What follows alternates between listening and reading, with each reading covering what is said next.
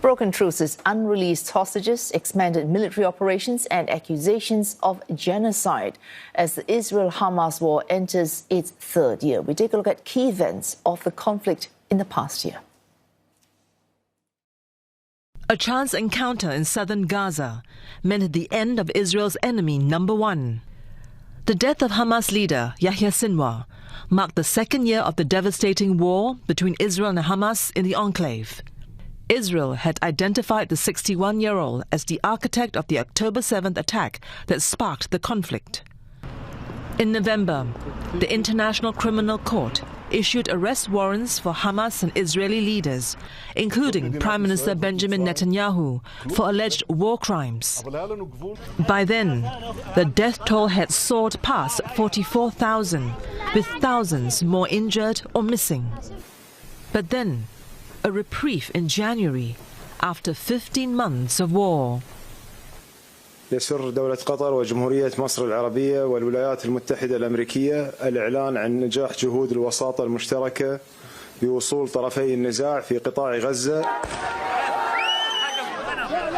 A ceasefire deal took effect the same month, resulting in a pause in fighting and the release of Hamas hostages and hundreds of Palestinian prisoners held in Israeli jails.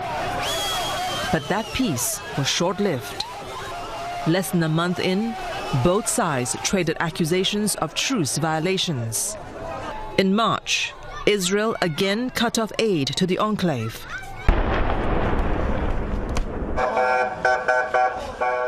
Not long after, it resumed strikes across the Strip and enforced a punishing blockade.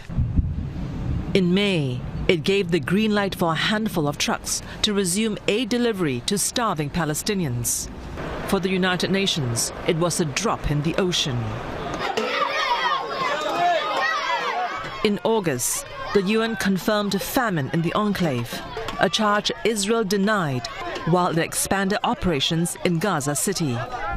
Efforts for a new truce hit a major roadblock in September. Israel struck at the heart of Qatar, targeting Hamas officials who were discussing ceasefire proposals.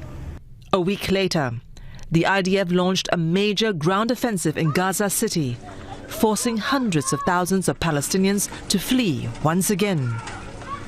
For an independent UN investigating team, it was clear.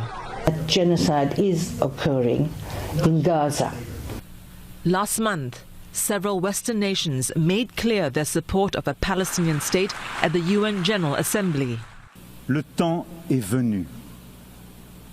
C'est pourquoi, fidèle à l'engagement historique de mon pays au Proche-Orient, pour la paix entre le peuple israélien et le peuple palestinien,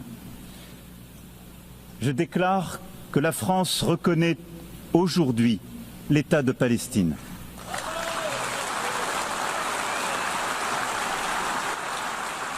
A landmark change in diplomatic tide amid mounting pressure from the international civil society. But Israel insists letting an independent Palestinian state exist would be rewarding terrorism. The US president seems to think differently. His 20-point peace plan to end the war includes creating a pathway for a Palestinian state. It means the immediate end to the war itself, not just Gaza. It's the war itself. Israel has agreed, while Hamas has stopped short of accepting it unconditionally. It may be the closest both sides have come to a permanent ceasefire. But an air of uncertainty lingers as the war enters its third year. I'm joined by James Dorsey. He is adjunct senior fellow at the S. Rajaratnam School of International Studies at Nanyang Technological University here in Singapore. Dr. Dorsey, 20 points, this peace plan by US President Donald Trump. For you, the word plan in this instance might be a misnomer.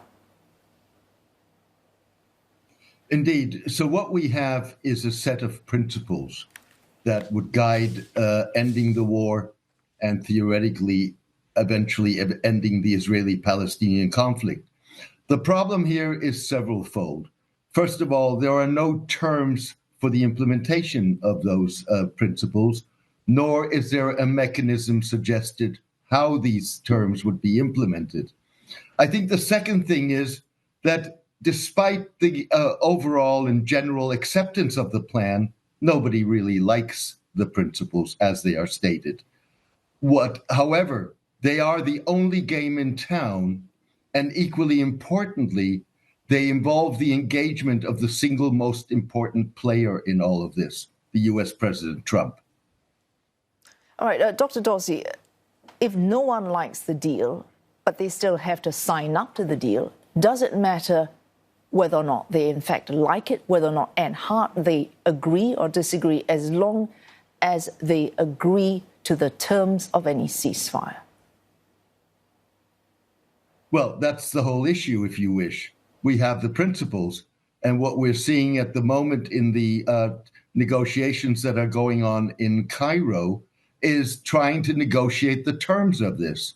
So you have on the one side Hamas, which says we're willing to exchange the Hamas-held captives who were abducted on October 7, 2 years ago during the Hamas attack, in exchange for Palestinians held in Israeli prisons, but equally importantly, in exchange for a permanent end to the war and a complete Israeli withdrawal from Gaza.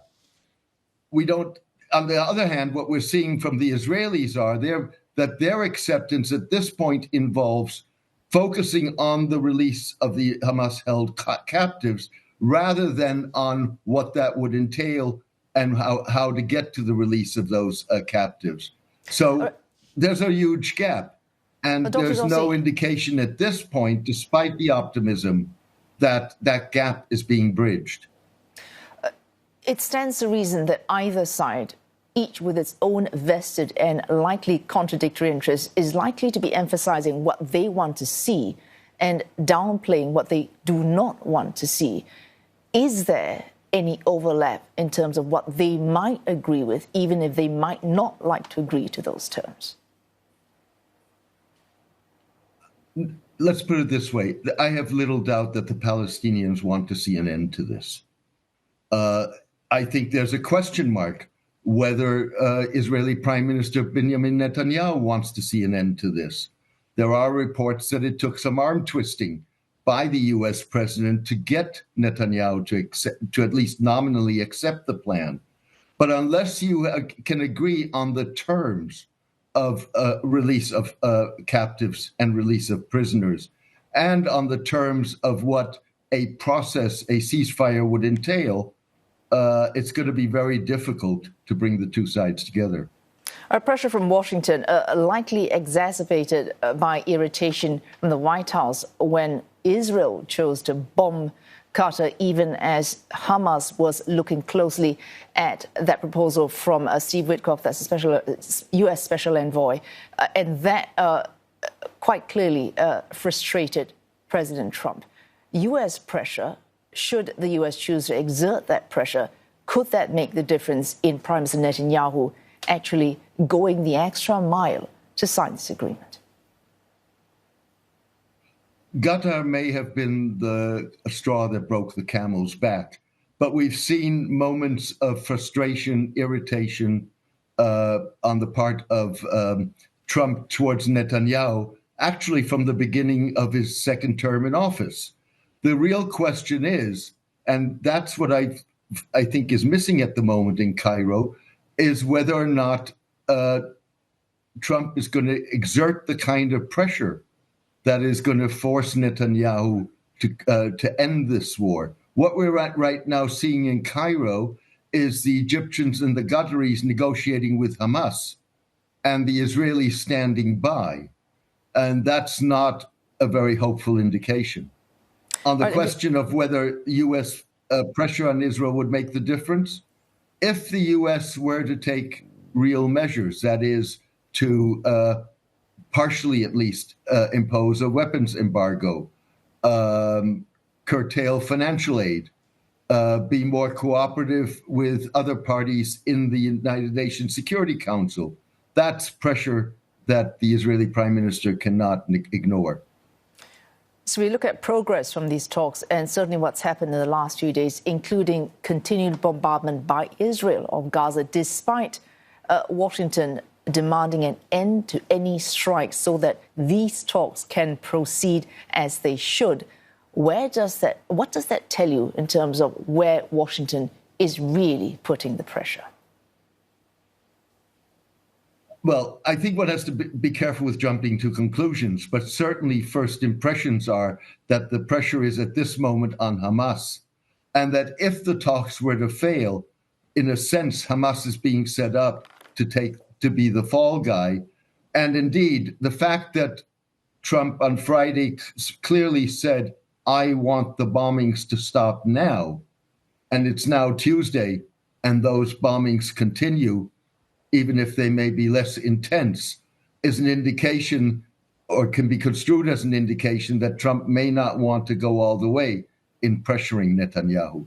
And a final question here, Dr. Dorsey. Do you see as some hope, perhaps we might find incremental progress, so achieving first phase progress and results, for example, exchange of prisoners, release of prisoners, hostages on one side, prisoners on the other, and building on that to larger and far more complicated agreements on withdrawal and governance of the Gaza Strip? Is that even a realistic hope? Incremental progress. Final question. The fact that the talks are taking place is in and of itself hopeful. There's no question about that.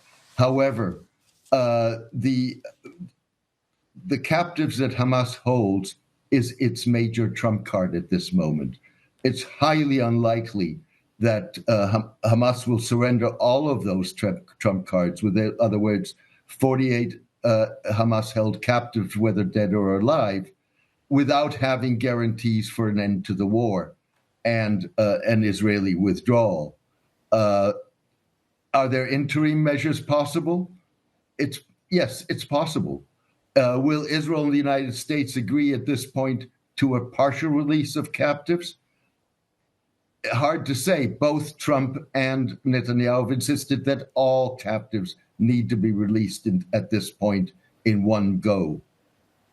Thanks for that. James Dorsey there, adjunct senior fellow at the S. Rajaratnam School of International Studies right here in Singapore at NTU.